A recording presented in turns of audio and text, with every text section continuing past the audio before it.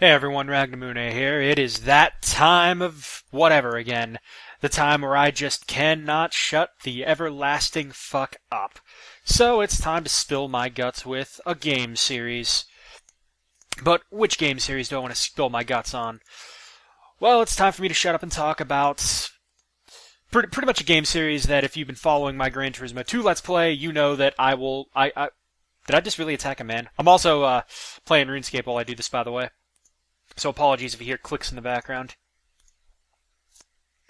But, yeah. Anyways, less RuneScape, more about Need for Speed. The whole kit and caboodle as far as I've been playing anyways. And I'm even browsing the TV Tropes page just because I want to give a very small background about it. You know, educational purposes and all that. We are very boring. Because it ended up, it started out in... Oh, for the love of God. Windows, why? Windows is in these particular windows, not... there we go. So it started out in 1994, initially with a focus on allowing players to drive the most exotic supercars in a variety of fantastic environments for their time. With the games developed mostly by EA, that's right, the dreaded Electronic Arts, Canada and Seattle. However, after the craze that was the Fast and the Furious... Later, I want to say the best movie in the series for catering to that particular market, Too Fast, Too Furious. A company titled, or a subsidiary, named EA Black Box was created. The series' main developer, and they moved to more tuner racing cars in urban environments. And I gotta tell you, it was a freaking hit. It was some of my favorite games of all time, some of yours by far. Starting with Need for Speed Underground in 2003. Like I said, it was a friggin' hit. You had so many cars to choose from, but let's be real, we all know the best cars of the game. You raced the Miata until you won the RX-7, and then you raced the RX-7 until you won the Skyline. And once you were able to drive the Skyline, you didn't look back. Because it was the best car in the game, bar none. That being said, at the time, the physics were great, the streets were beautiful looking for 2003 standards. And they were just an absolute joy to race around. I still, to this day, boot up Need for Speed Underground 1 from time to time just so that I can do some more with it. Just for replayable value and stuff. Unfortunately, there's no online mode anymore, as well as if you want to kind of, play the game and invest your time into it more and more, unfortunately, you have to continuously create new profiles and keep going. So that's a bit of a downside from there. And it comes to the same thing over and over again. It's a mission-based game where basically every race you get closer and closer to pretty much the top. You are like number one, the champ. You hear all that good stuff. Later down the line, 1 year later, we got Need for Speed Underground. Oh, before I forget though. Another hallmark of the series is the absolute fantastic soundtrack that they had picked for each game. For the most part. Need for Speed Underground, you can remember every kind of soundtrack. You guys remember the likes of Get Low, Doomsday by Overseer, some songs from the Crystal Method, BT by, I believe Kimosabi by the likes of BT. And of course, we all remember Static X when that band was around. God, I miss those guys. That was some great metal. That was some great song. They just had good tunes in general. It was beautiful. Need for Speed Underground 2 came out a year later in 2004.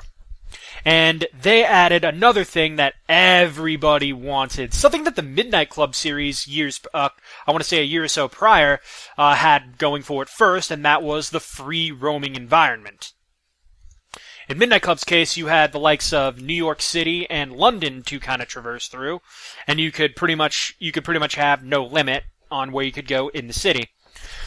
With Underground 2, we have stepped from clunky car physics and bad nitrous to what many people believe was absolute perfection. The physics were fine-tuned to handle a lot smoother than they did in Need for Speed Underground 1. The soundtrack, unfortunately, I think took a massive hit.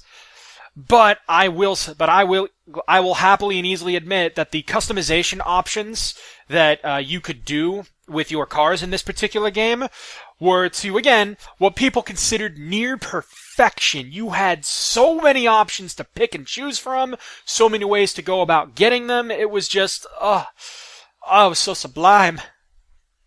It was beautiful.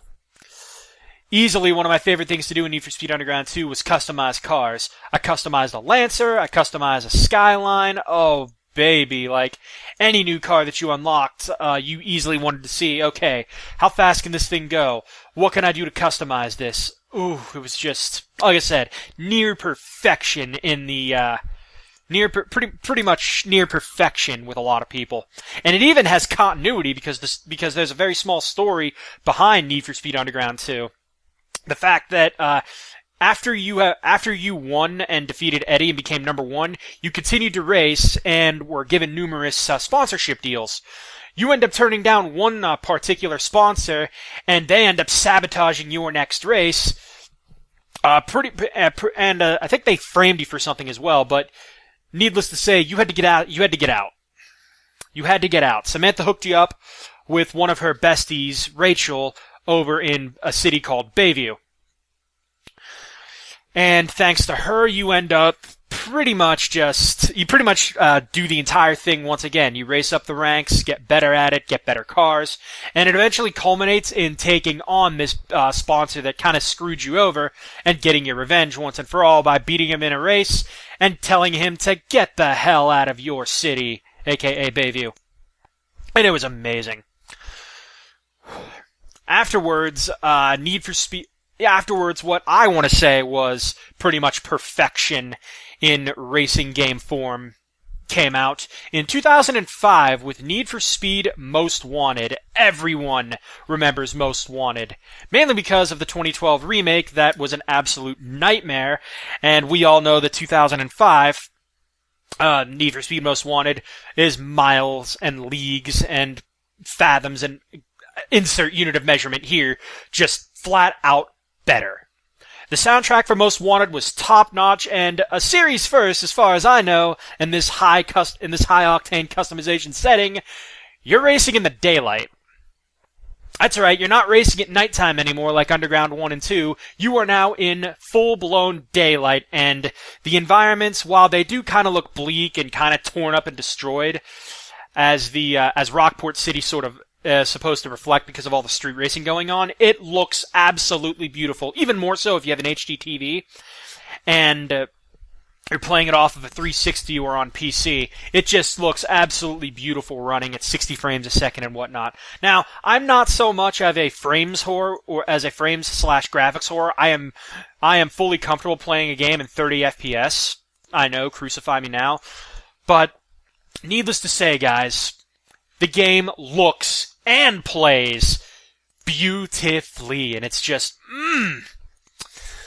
So, behind Need for Speed Most Wanted, you pretty much enter Rockport City with a BMW M3 GTR. That car has become the flagship car of the entire series. People want that car. They want that car, and they want how that car sounds in anything of their driving in real life. And there's actually a video on YouTube. Go look this up. Just type in BMW M3 GTR, and you should find a video. I think it's like a Swiss or German car driver taking the racing class BMW M3 GTR for a bit of a drive. And you actually get to hear that engine straight up. It's 2004, so camera is a bit shoddy, but rest assured, that is the one-to-one engine right there of Most Wanted's engine, and Carbon's to an extent, for that matter. Anyways, you end up racing. You find a couple people to race just because you're one of them guys, and you end up meeting kind of this gang leader, so to speak, with a bunch of his groupies by the name of Razor. Razor is an asshole that you absolutely love to hate because Razor thinks he's better than everybody. He's number 15. He is number 15 on the blacklist right now. The Blacklist being this organized bunch of street racers that basically race for ranks and who is Rockport's top dog. Pardon my cough. So what ends up happening, though, is after racing a couple of people and getting the Rockport Police Department involved as well, Razor ends up getting your car sabotaged. I don't know how, but it's something about the brake line. About your brake lines giving way. I don't know how he managed to do that, but rest assured it sucks.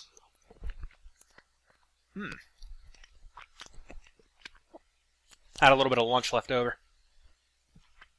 It's only been 10 minutes. Anyways,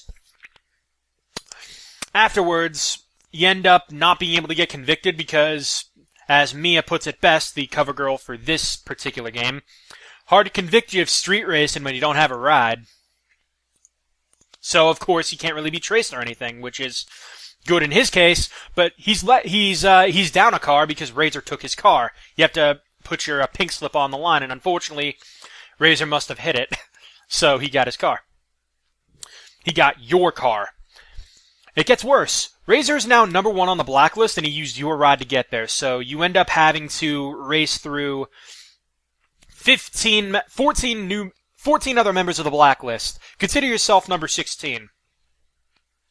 But you end up racing through 14 other members of the Blacklist just to get to Razor. And once you've finally done all of that, once you have gotten your first car, won some cash to get even more cash and do all this and that, you evade police left and right, you hit milestones, you get enough bounty, you can challenge Blacklist racers in order to pretty much just, again, tell them to get the hell out of your city of Rockport. Interestingly enough, in this particular game, starts a small little trend. I don't know how long it lasted, but when you beat a Blacklist racer, you get 2 marker choices. 3 markers are for unique parts. Unique parts, unique performance, and unique visuals. Car parts, vinyls and stuff and the like, and then obviously performance parts. Speedrunners mostly take the unique performance because you get Junkman parts, and the Junkman stuff is fixed. Funnily enough, though, and we found this out in the game's data, it's actually impossible to get Junkman nitrous in... Oh my god. Sorry about that. It's actually impossible to get Junkman nitrous in career mode. I don't know why, but it is completely impossible. So you will never have a 100% lean mean machine in career mode. Sorry to say. That being said, though, you don't really need it, as your first car is usually enough. People have actually been able to beat the game fully by just using the first car they buy, whether it be the Fiat Punto. The Golf is the speedrunner car of choice. Some people prefer the Elise when they get that. Among other things, it's cool. I like it. I like the variety of cars that you get in this game. The one travesty Most Wanted has committed, though, is there's no goddamn Skyline. I am upset about that. Why no Skyline? Come on, guys. Get your head in the game. We need our Skylines in Need for Speed, and you know this. And then again, the BMW M3 GTR does plenty enough to fill the gap because you want to drive and race with it and all that good stuff. But let's skip ahead a little bit. Once you finally beat Razor, Mia reveals that she's actually an undercover cop working with Cross that was tasked with taking down the Blacklist. You've pretty much done the dirty work, but she pulls a fast one in the style of the Fast and the Furious 1, gives you the keys to your car, and tells you to get the hell out of Dodge. And sure enough, Cross is easily the best character in this game. I want every single unit after the guy. The assistant is like, everyone. And without missing a beat, like, you see the look on his face when he goes, everyone! And it's just so amazing. Like, that's quality acting right there. I love it. But after one final police chase in your BMW M3 GTR, for 5 minutes, Mia calls you, tells you can't go back to any of your safe houses, Cross now knows about them, and she tells you to jump the bridge. With enough speed, you jump the bridge, escape from Rockport City, that's the end of Most Wanted, and you finally get into the next game of the series, which I consider the last good one and the final one that I played, Need for Speed Carbon. 1 and 2 didn't really have that much story going behind it. 3 was very heavily story-driven, and I mean very heavily. Even though it was more along the lines of, like, it had more story elements. But after Mia gives you the rundown of your safe house, all the story elements pretty much just take a big back seat as you work your way up. Carbon has a bit more story to it, and they do something with the cars that I'm not too much of a fan of, but I understand why they did it for a little more diversity. So let's talk about Carbon and why I have figuratively busted a nut over it during my entire Gran Turismo 2 Let's Play. Need for Speed Carbon begins with you driving that lovely BMW M3 GTR. Cross somehow catches up to you, and you immediately enter something known as a canyon chase. All you gotta do is just keep driving. That's all it says. Keep driving. You end up running into some construction work, and oh, son of a bitch. You know, I spent at least 2 weeks trying to get my M3 GTR back, and wouldn't you know it, they go and frickin' make me total it. God damn it, Cross. And of course, he has one of the greatest entrances, runs up to your car, slams your door, and sit down! How you been? That just goes to show you, yep, he hasn't lost his touch. And then you see this punk-ass guy in a swag suit, some kind of douchebaggish sort of hat, by the name of Darius. This is another guy that you will absolutely love to hate. But only because he doesn't really, pull a fast one. You find out that he ends up using you, but I'm jumping ahead of the gun a bit. He's the guy that you ended up getting pretty much permission to leave the city with the bag in tow of some kind of weird events. The event being that while you were racing the likes of the 3 bosses of some of the districts, the police show up, swarm the place, trying to shut down the operations here and there, but they hit everyone but you. Meaning whoever did this, I probably just spoiled it right there. Meaning whoever did this had the cops on the payroll pretty much to make sure you were not affected. You end up getting out, and that's pretty much how the likes of some people want to say Need for Speed Underground 1 is how that starts up. But then that just makes me wonder, how in the hell did you get the M3 GTR when it's not available in Underground 2? So, just questions here and there. Long story short, he says you owe him. He says you owe him big time. So you now have to clear kind of your debt, to pretty much pay your debt to his society, so to speak. So you end up getting a car lined up by Darius, and you begin the game. But here's where the gameplay sort of takes a bit of a different turn. Your gameplay differs very slightly in the fact that cars now come in 3 classes. Exotic, which is pretty much an all-around car class that doesn't really have the best when it comes to handling, and their power comes from braking early and doing all sorts of stuff to make sure that it works, just that your cars play the way you want them to. Excuse me. Muscle cars, which are fast as heck in acceleration. I will tell you right now. Excuse me. When you unlock the C6 Corvette in this game, buy it and use it. I don't care what difficulty or mode you are on. You use that Corvette. It is easily a time saver. And, in my opinion, best car in the game. But that's just me. Because I only ever used the Corvette in my most recent playthrough. Gotta make sure I'm still recording. Hang on. Yeah, we're good. But yeah, it's so good. And then you have tuners, which are the slowest cars in the game, have great acceleration, but their strength is that they can handle corners with pretty much like butter, pretty much. You pick the tuner if you want to play a Need for Speed game the way you remember playing Need for Speed Most Wanted. Great car speed, and all of the handling with none of the drawbacks. Unfortunately, they are the weakest car class in the game, and the RX-8 is grounds for absolute worst car in the game, which is your starting car. But pro tip, if you have the collector's edition, you can do a 3-race event series in the challenge mode and unlock a car called the Nissan 240SX. Get yourself 20 grand, sell off your RX-8, and buy that Nissan 240SX, and you're pretty much able to go through the entire game with just that car alone, not gonna lie. It is that good. In terms of, like, everything that you can get.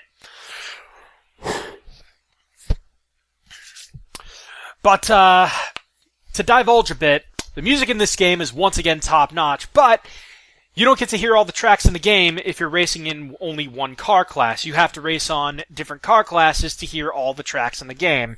So if you pick the tuner culture, you basically get a lot more electronica and dubstep style songs. I know, dubstep.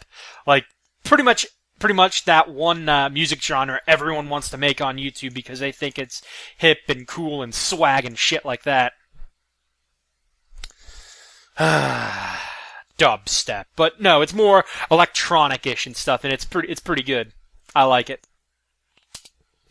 If you pick the muscle car culture, you get a lot more hard rock and roll and oldies style rock and roll. It's pretty much just rock in general kind of songs, and it's beautiful. The theme of the antagonist of the 21st Street Crew, Hurricane by the band Kiss. That's one of my favorite songs in the whole game right there, and the entire series even, because it easily just hammers down like, this is power. And we're gonna be jerks about that power. And if you tune up to the exotic, you've got more, I want to say more hip-hop and rap-ish style songs, including the main antagonist Darius' song, Hype Boys by a band called Sway, or an artist, so to speak. So there's that. As you progress through the game, you will get more and more people that are considered your wingman. And all of these wingmen end up telling a tale of what happened that fateful night, and they all have different perspectives of the story of what happened and whatnot.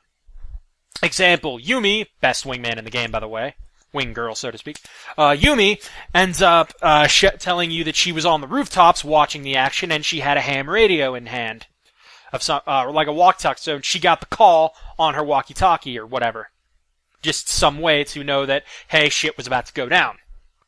Samson, the muscle car guy you end up getting, said that he just showed up at the starting line to check things out, and he sees that the cops kind of blocked off the alleyway after you had escaped. Then Colin, best intro NA. I mean, he just stands there and blinks.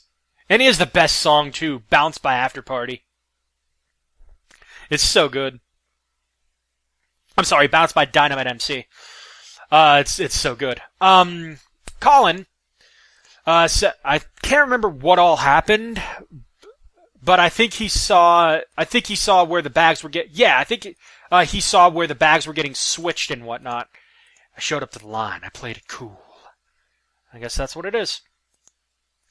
After you clear all three of the leaders of Bushido, 21st Street, and the Fortuna Kings, or TFK as it is called, you get a call from Darius saying, "Good job, kid. I knew you had it in ya. Now meet me up by this one place so we can talk about your reward for helping me out." Said reward being that Darius ends up finally handing you over to Cross. What? You think I was just gonna let you get away with all this? Greed's always been your problem. And I love the look. The guy that portrayed Darius, you did a fantastic job, my friend. That was awesome. Like, you portrayed the douchebaggery face of like, I can't believe this idiot actually thought I was gonna help him kind of look. He does it well. I love it. Good job. I'd give you my support by donations and stuff if I had money. Let me think. Nikki ends up showing up later, the kind of your ex, so to speak, and she bails you out from Cross. More like she struck a deal with Cross to make sure you would get money and get paid and all that stuff. You would get the money and he would get paid and good stuff like that. So she hears about these stories that the wingman's told, and it all adds up. It all adds up. So it's revealed through this revelation, so to speak, that the guy that organized all of this from the start was Darius. And the plot pretty much boils down to, okay, we finally discovered what happened.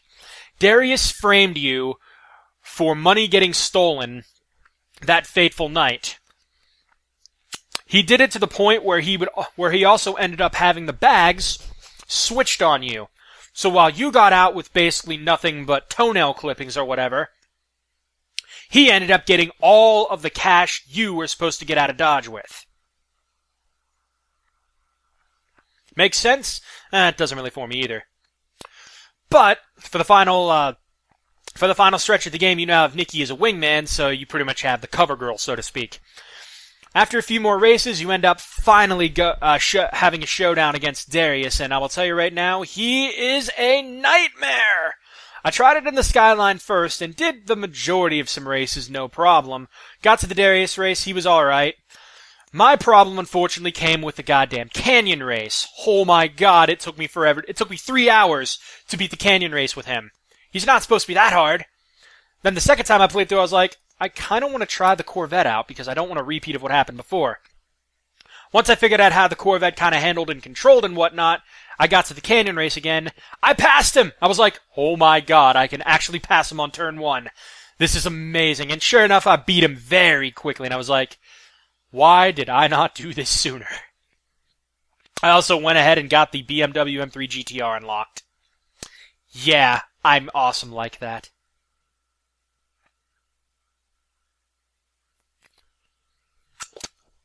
But there you go. That's pretty. And after you beat him, he leaves the city, and you basically get, by storyline standards, you get his Audi Le Mans. Keys in the car. Enjoy while it lasts. There's always going to be someone a little bit faster than you. Sooner or later, they're going to catch up. And that's pretty much Carbon in a nutshell. The story is very short. You can easily beat the game in one sitting if you have the patience and skill to do so. And I mean casually, for that matter. But if you want to do everything else, like the reward card system, the challenge mode events, and all that good stuff, you're going to have to work. That's where the extra time's going to come in. And I still love the fact that they've pretty much kept the underground and most wanted style of finding races and whatnot. You can either drive and find them in free roam, or you can just access them from a menu, and that's pretty cool. Name of the game, though, is you have to do enough races to take over territories, and once you take over enough, you face a boss. Beat the boss in a boss race, and 2 markers are your prize. No longer are there unique part upgrades, I believe. They are now simply visual upgrades, all condensed into one category. Unfortunately, you only get 6 markers total. It makes sense for a shorter game, but it's kind of unfortunate because it's a little bit of a pain to try and get the cars now because you have 4 randomized markers to choose from instead of 3 like last time. But sure enough, you can hold a decent amount of cars. You can hold 6 cars in your garage, plus any cars you manage to win off of the bosses. Kenji from Bushido, Angie from 21st Street, and Wolf from TFK. But that's pretty much all there is to say about Carbon. Afterwards, I kind of stopped following, if only because I didn't really like that they were going to more of the professional circuits and stuff like that. That's just me. I preferred more of the underground style culture. Eventually, though, the success was short-lived, as after the critical and commercial disappointments of Need for Speed Pro Street and Need for Speed Undercover, EA retooled the series by experimenting with various developers and gameplay styles for a few years, with 2 vastly different Need for Speed games getting released annually. The 2 Shift games in 2009 and 11, which had an organized track racing format similar to the failed Pro Street, and the reboot of Hot Pursuit, which went back to racing with just exotics and added a focus of online social gameplay with their autolog system. Autolog would be added in every Need for Speed game since. And was even added to the spin-off in the spin-off to Criterion's own Burnout series, Crash. Black Box tried and failed to take back the franchise with the free-to-play MMO known as Need for Speed World, and the cinematic racer known as The Run. After renaming to Quick Lime Games in 2012, they were later shuttered in April 2013, which means in 2013 we lost EA Black Box, and I will tell you right now, the gaming world suffered a massive disappointment that day. Black Box Games, former glory, just, they couldn't keep up anymore, and it's very sad. But we remember these 4 amazing titles. Oh, the customization was also decent for the most part in Carbon. Nowhere near as good as Need for Speed Most Wanted or even Carbon, but they did add something that neither game had, and that was Auto Sculpt. To where instead of just buying aftermarket parts, you could instead buy then buy what were called Auto Sculpt parts, buying it and then tuning it to basically make your very own unique ride within the game's parameters. And I liked that addition. I actually played around with it myself for a little bit. While not the greatest thing in the world, it definitely helped you kind of figure out just what you wanted your dream car to be and the limitations of the game. And I thoroughly enjoyed Carbon as a result. But in terms of games, I pretty much stopped following after Carbon, as well as I give you a little history lesson there. And yeah, long story short, the Need for Speed series is great. Like, the entirety of the Need for Speed series, for the most part, is great. It had a bit of a shaky start, in my honest opinion, starting out, but when they hit the Underground series, they hit, like, solid friggin' gold, my friends. Solid gold. And I can tell you right now, if you do not own Need for Speed Underground 1, 2, Most Wanted, or Carbon, and are looking for a very fantastic, little more arcade-style lined racing game, that is easily just a nice trip into the past while still being very well held up in today's gaming world, please go buy these games. Need for Speed Underground, Underground 2, Most Wanted, and Carbon. They all have fantastic soundtracks, barring 2's lackluster one in my honest opinion. They have great selections of cars, and above all, they just play beautifully. Like I always said that Gran Turismo 2 was my favorite racing game, realistic racing game, on the PlayStation 1. The Need for Speed series is my favorite on the PS2. Coincidentally, all 4 of these games can indeed be owned on PS2. But I own the Xbox version of Most Wanted because it just looks prettier. And I wanted that sweet, sweet gamer score. Oh, one thing that I kind of never really neglected to mention is that Most Wanted and Carbon had a similar system of pursuit chases, which was another feature of the game, where you'd get into cop chases and rack up bounty and whatnot. In Most Wanted, it was a necessary gameplay element because you had to hit milestones and rack up certain amounts of bounty to successfully challenge blacklist racers. In Carbon, I want to say it just easily got sidelined to optional content for the most part because you really don't need to do a goddamn thing with pursuits in Carbon, and that it's a little disappointing, but at the same time, it's fine because it's just more ways of playing your game.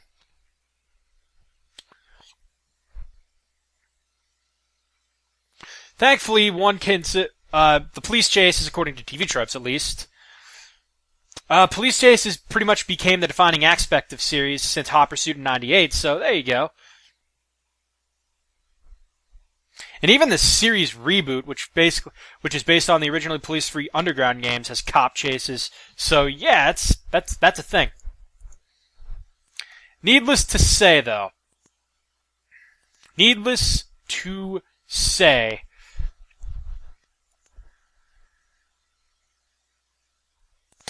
it is just, I'm going to stop gushing here. It is just a beautiful racing series in general. Please play this if you have not already. please play the Need for Speed series if you have not already. You're missing out. You're missing out on a lot of nostalgia from the longtime fans of the series, from when they know it was good, games that likely they had their kids growing up on, and it has pretty much just become a nice part of gaming culture and history. With that being said, though, thanks so much for tuning in and listening to this little podcast-esque sort of thing, as I usually get on wanting to do. You guys have a great night. Thanks for listening. This is Ragnar signing out. Drive safe. Drink responsibly. Insert third sort of safety tip here. And I will see you guys.